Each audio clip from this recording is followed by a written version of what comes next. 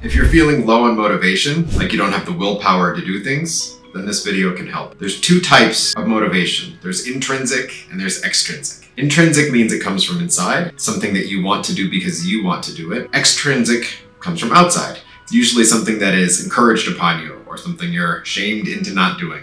Whatever the reason, we have these two different types of motivation funneling into our actual activities, the decisions that we make to do things on a day-to-day basis. And if you have the desire to pick up a new habit, maybe change something, maybe build something, and you need a little bit of extra motivation, then you need to focus on the intrinsic versus the extrinsic. I'm going to tell you why. There's a few different reasons. There's really three. And the problem with what's taught about motivation, especially to children, is that your parents tell you not to do things, or your school or your teachers tell you not to do things. And they tell you what you should do instead.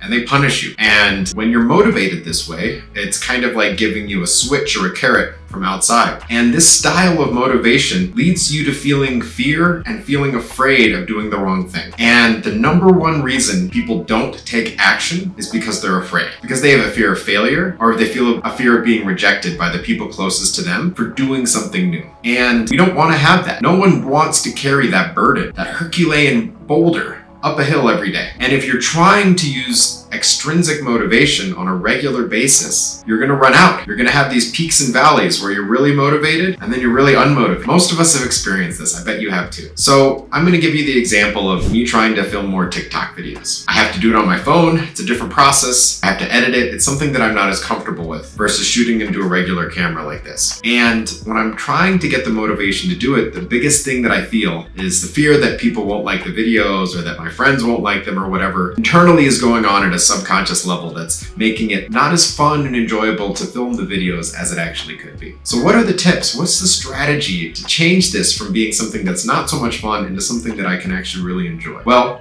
the key is back to what I initially highlighted, that intrinsic motivation. It's about learning to make the thing actually fun. And I'm going to give you a few different tips right now to kind of make that switch from thinking about things externally to thinking about them internally. So the first is to write down the why. If you have a real why, if there's a reason connected to why you want to do something and it's your reason, not someone else's, you'll be much more likely to feel joy and feel purpose and feel passion behind the thing that you're doing. Now, my why for these TikTok videos is that I genuinely think I can help change people's lives with the content I'm creating. And I know a lot of people prefer short form content. So if I'm able to distill the ideas that I have into these short videos, it'll have a more positive impact, potentially on a larger number of people. So that's my why. It's to actually make a positive impact in other people's lives. It's to help people that have gone through similar things to what I've gone through feel better about their own situations. So that's number one. Number two, the second thing for you to do is to take a small slice of action. And I've talked about this in other videos, but if you take a bite-sized nibble of doing the thing you need to do, without it being perfect, without doing research, without it being great, just find the quickest way to get started, it will make a difference. And what tends to happen for people is they get afraid here and they look for a punishment reason. They think the only way I'm going to do this is if I'm up against a deadline. That's procrastination on homework or on work projects, right? We've all felt that feeling inside when you hold off to the last minute to do something that and end up not feeling good because you've waited so long that you're not able to bring good energy into that experience. It's rushed, it's panic. And often we do our best work like this. And the reason we do our best work is because that switch, that fear is motivating us to do the thing. We don't have a choice. But that doesn't actually lead to positive impacted work. It doesn't actually lead to feeling good. When people talk about being burned out, often it's because they've waited so long to do the individual projects that each week they're pushing up against this internal barrier and they're feeling like these highs and lows that I was talking about. So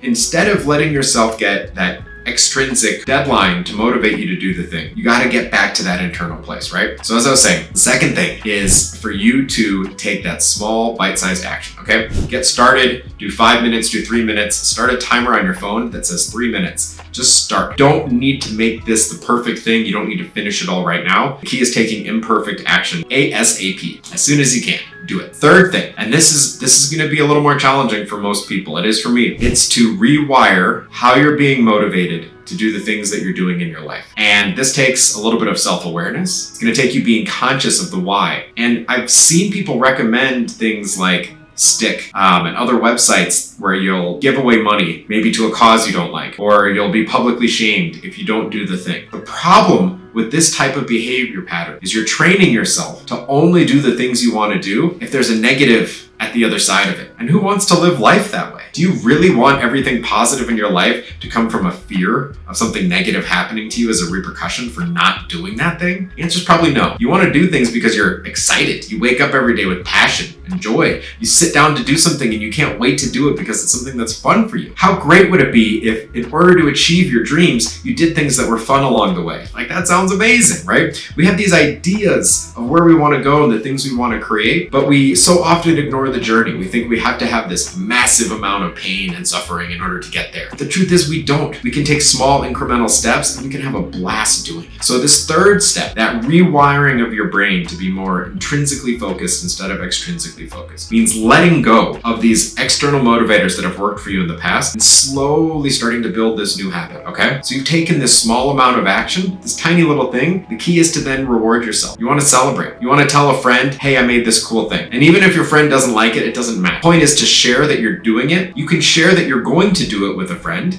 if you want to. If that sense of shared commitment means that you're more likely to get something done, then by all means have a buddy to be there for accountability. All these accountability buddies. I have one that I chat with every week. Him and I tell each other our goals. And at the end of the week, we kind of measure up. We say, did you do the things? Did you not do the things? Why? And the reason is not so that they can punish us, and so that we can help each other. If we get stuck, if we have roadblocks, if things come up, we can say, hey, this might help. This has helped me. Or I'm stuck on this. I don't know what to do. And we've created this positive thing where we go on a trip every quarter to discuss how we've done for the quarter, and once a year to discuss how we've done for the whole year. I've turned it into this fun thing, and he's helped me along the way. So I encourage you, if you want to have a buddy to help, great, but make it someone who is going to have fun with you, not someone who's going to punish you for not doing the things that you want to do. Because if you're not doing it, it's because you're afraid of something outside of you. You're not finding that joy within to do the actions that you want to do.